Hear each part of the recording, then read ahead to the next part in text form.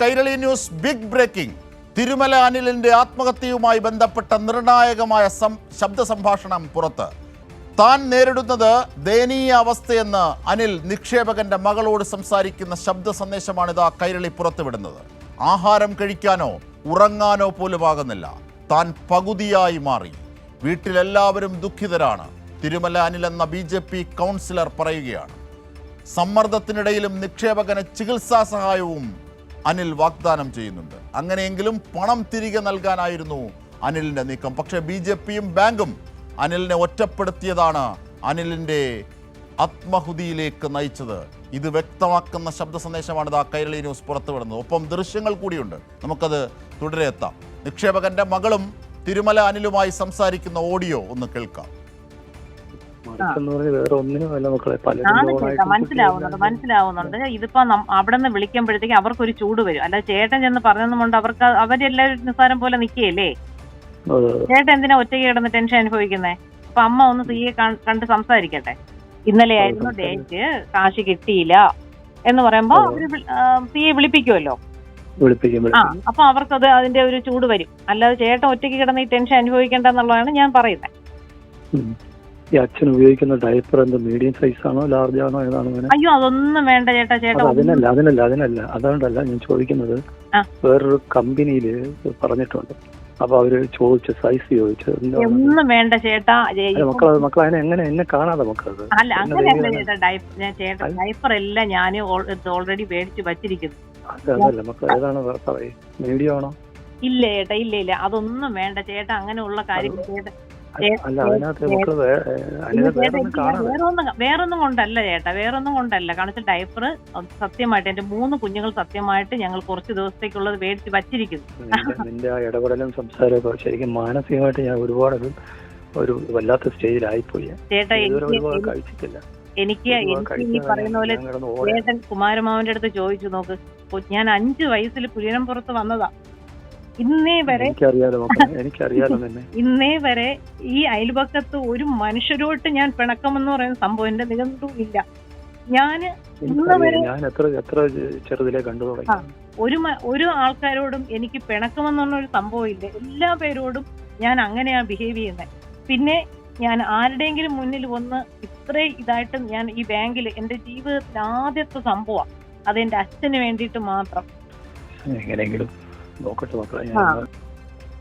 ഞാൻ പറഞ്ഞില്ല, എനിക്ക് ഫുൾ ബാക്കിൽ നിന്ന് ഒരു പ്രഷർ വന്നിട്ട് പോലും അതൊരു കേസ് ഫയൽ ചെയ്യണം, മീഡിയയിൽ കൊടുക്കണമെന്ന് പറഞ്ഞപ്പം പോലും സത്യം പറഞ്ഞാൽ ഞാൻ ചേട്ടന്റെ ഞാൻ ശ്രീമാരമാന്റെ അടുത്ത് ഞാൻ തുറന്നു പറഞ്ഞൊരു കാര്യമാണ്. ഞാൻ അനുശേന്റെ ഒരാളുടെ മുഖം നോക്കിയിട്ടാണ് മാമ ഞാൻ ചെയ്യാത്തത്. ഓണം കഴിഞ്ഞതോടുകൂടി മക്കളെ എല്ലാം ഒരു തിരിച്ചടവും വരാതെ ആകെ ഒരു വേണ്ട ചേട്ടാ. അത് ഞാൻ പറഞ്ഞില്ലേ, ചേട്ടന് ഒറ്റയ്ക്ക് ആ ഒരു ഇത് വേണ്ട. കാരണം ചേട്ടന് ഒറ്റയ്ക്കുള്ളതല്ലല്ലോ ഈ ബോർഡെന്ന് പറയുമ്പോൾ ഒറ്റയ്ക്കല്ലല്ലോ. അത് അമ്മ നാളെ പോയി സിയെ എടുത്ത് സംസാരിക്കുമ്പോൾ സിയെ വിളിച്ചോളൂ.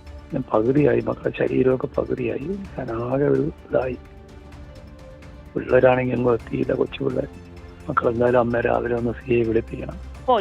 ഞാൻ അത് ക്ലിയർ ചെയ്തോളാം. ഞാൻ നീ ഇന്ന് എന്തെങ്കിലും വിളിപ്പിക്കാം, അല്ലെന്നുണ്ടെങ്കിൽ നാളെ എന്തെങ്കിലും ഞാൻ ചെയ്യും. കൂടുതൽ വിവരങ്ങളുമായി ഞങ്ങളുടെ പ്രതിനിധി നൃപൻ ചക്രവർത്തി കൂടി ചേരുകയാണ്. നൃപൻ, ആരുടെയും കരളലിയിക്കുന്നതാണ് ഈ കേൾവികൾ. നോക്കൂ, തിരുമല അനിൽ എന്ന BJP കൗൺസിലർ, BJP നേതാവ് ഇത്രയേറെ ദുരിതവും വിഷമവും ഉണ്ടാകുന്നു. നിക്ഷേപക പോലും അദ്ദേഹത്തെ ആശ്വസിപ്പിക്കാനായി ശ്രമിക്കുന്നു. അത്രയേറെ വലിയ തീക്കുണ്ടത്തിലായിരുന്നു അദ്ദേഹം നിന്നിരുന്നത്. പക്ഷേ BJP നേതാക്കന്മാർ കമ്പുകൊണ്ട് ആ തീക്കുണ്ടത്തിലേക്ക് അദ്ദേഹത്തെ തള്ളിവിടുകയാണ് ചെയ്തത്. ഇതൊക്കെ ആ നിക്ഷേപക അടക്കം പറയുന്നുണ്ട്. എന്തൊക്കെയാണ് ഈ ഓഡിയോ പുറത്തെത്തുമ്പോൾ? വളരെ ദുഃഖകരമായ സംഭവമാണ്. അനിൽ ഏത് തരത്തിലുള്ള മാനസിക ബുദ്ധിമുട്ടിലൂടെ, വ്യഥയിലൂടെയാണ് കടന്നുപോയത് എന്നതാണ്. ഒരു നിക്ഷേപകൻ്റെ മകളുമായി അദ്ദേഹം സംസാരിക്കുകയാണ്. അദ്ദേഹത്തിന് പേഴ്സണലായി അത്രയേറെ അറിയാവുന്ന ഒരാളാണ്. അവർ തന്നെ തിരുമല അനിലിനെ ആശ്വസിപ്പിക്കുകയാണ്.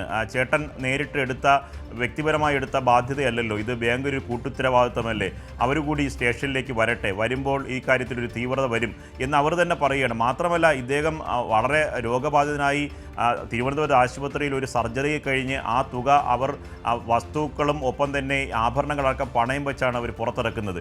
ഇതുമായി ബന്ധപ്പെട്ട ദൈനംദിന കാര്യങ്ങളിലെല്ലാം അനിലിനെ അറിയാം. അനിൽ പലതവണ ആശുപത്രിയിൽ സന്ദർശിക്കുകയും പലതവണ പണം നൽകാമെന്ന് ഉറപ്പ് നൽകുകയും വീണ്ടും ഒരു പണത്തിനു വേണ്ടി കാത്തിരിക്കുമ്പോൾ ആശുപത്രിയുടെ ബില്ലടയ്ക്കാൻ പറ്റാത്ത ദയനീയ അവസ്ഥ അവസ്ഥയെല്ലാം അനിലിന് അറിയാം. അപ്പോഴെല്ലാം അനിൽ ബാങ്കിൽ പോയി സമ്മർദ്ദം ചെലുത്തുന്നുണ്ട്. BJP നേതാക്കളോട് പറയുന്നുണ്ട് താൻ നേരിട്ട് പലരോടും നിക്ഷേപം സ്വീകരിച്ചു, ആ നിക്ഷേപകരെല്ലാം ദയനീയമായ അവസ്ഥയിലാണ്.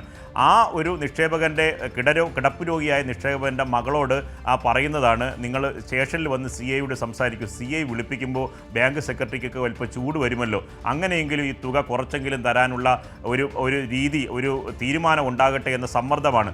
ഒപ്പം തന്നെ ഈ രോഗിയായ ഇയാളെ ശശിധരൻ നായർ ഏകദേശം 10 ലക്ഷം രൂപയാണ് അവിടെ നിക്ഷേപിച്ചത്. പലിശ മുടങ്ങി. ഇപ്പോൾ ഏകദേശം ഒരു 11.5-12 ലക്ഷത്തോളം രൂപ അവർക്ക് നൽകാനുണ്ട്. അവർ പണം തിരിച്ചു ചോദിച്ചത് ബാങ്ക് പൊളിഞ്ഞപ്പോഴല്ല, അയാൾ വളരെ തീവ്രമായി അസുഖം ബാധിച്ച് ആശുപത്രിയിൽ കിടക്കയിലാവുകയും വളരെ പ്രധാനപ്പെട്ട ഒരു മേജർ സർജറി നടത്തേണ്ട സ്ഥിതി വന്നപ്പോഴാണ് ഈ ഭാര്യയായിട്ടുള്ള വത്സലയും മകളും മരുമകനുമൊക്കെ ബാങ്കിലെ സമീപിക്കുന്നത്.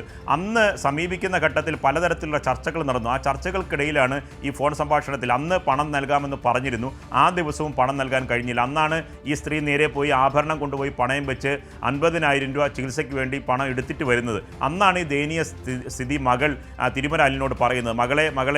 മക്കളെ എന്നാണ് അനിൽ വിളിക്കുന്നത്. ഏത് തരത്തിൽ ബുദ്ധിമുട്ടാണ് എനിക്ക് നിങ്ങൾക്കറിയാം. ഈ കിടപ്പ് രോഗിയായിട്ടുള്ള ഈ ശശിധരൻ നായർക്ക് ഡൈപ്പർ വാങ്ങുന്നതിന് വേണ്ടി ഒരു കമ്പനിയെ നമ്മൾ അറേഞ്ച് ചെയ്ത് വെച്ചിട്ടുണ്ട്, ആ കമ്പനി സൗജന്യമായി തരാമെന്ന് പറഞ്ഞു. അതിൻ്റെ സൈസ് എത്രയാണ്, മീഡിയമാണോ ലാർജാണോ എന്ന് ചോദിക്കണം. അപ്പോൾ മകൾ പറയുന്നു, അതൊന്നും വേണ്ട ചേട്ടൻ, ഈ ബുദ്ധിമുട്ട് മാനസിക സമ്മർദ്ദം ചേട്ടൻ ഒറ്റയ്ക്കായി സഹിക്കുന്നത് എന്തിനാണ്, മറ്റു നേതാക്കൾക്കും ഒപ്പം തന്നെ സൊസൈറ്റിയുടെ ബോർഡ് അംഗങ്ങൾക്ക് ബാധ്യതയുണ്ടല്ലോ, അവരെല്ലാം കൂടി തീരുമാനിച്ച് ഈ പണം നൽകട്ടെ എന്നതാണ് പറയുന്നത്. ഒപ്പം തന്നെ അനിൽ പറയുന്ന ദയനീയമായ അവസ്ഥ, അദ്ദേഹം അത്ര വളരെ സെൻസിറ്റീവാണ്, ഒപ്പം തന്നെ സിൻസിയറായിട്ടാണ് ഈ പണം വാങ്ങിയവർക്ക് പണം തിരിച്ചു നൽകണമെന്നുള്ള ആത്മാർത്ഥ അദ്ദേഹത്തിനുണ്ട്. അതുകൊണ്ടാണല്ലോ അദ്ദേഹം ആത്മഹത്യ ചെയ്തത്. മറ്റ് പണം നൽകിയിട്ടുള്ള സൊസൈറ്റിയുടെ പ്രസിഡന്റുമാരെല്ലാം ഇപ്പോഴും ഞെളിഞ്ഞ് നടക്കുന്നുണ്ട്, പലരും ഒളിവിൽ പോയിട്ടുണ്ട്, ബാങ്ക് പൊളിഞ്ഞ് പലരും ആത്മഹത്യ ചെയ്തിട്ടും ഞെളിഞ്ഞ് നടക്കുന്ന പല നേതാക്കളുമുണ്ട്. പക്ഷേ അദ്ദേഹം അങ്ങനെയല്ല, അദ്ദേഹം പണം കൊടുക്കാൻ ബാധ്യസ്ഥനായതുകൊണ്ട് തന്നെ അത് പറയുന്നുണ്ട്.